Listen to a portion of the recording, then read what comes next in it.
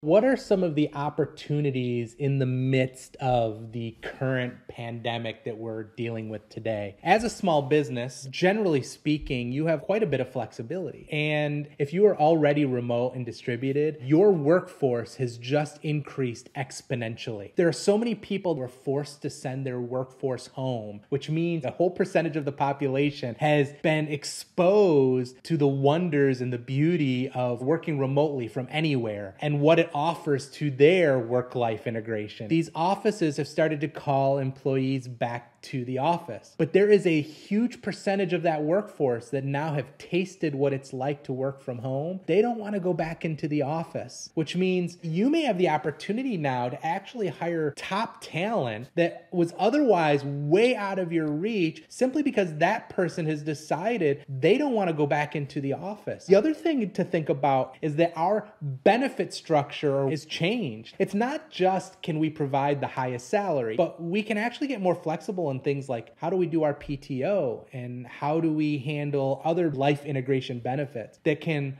open up the opportunities of employees to employers like never before. Another thing to consider is there is likely new problems and new challenges for your customers that have been opened up because of the pandemic. And as a small business, you have the opportunity to kind of step back and survey your customers and what are they going through in the midst of this tough and challenging time and say, what can we offer as a small business to them? When we get into these times of a pandemic, we start to get worried and we think, how is this going to harm our business? But we ought to be asking, like, how could this help our business? So those are just some of the ways that I think small businesses could stand to benefit from what is otherwise a really challenging time in the midst of this pandemic.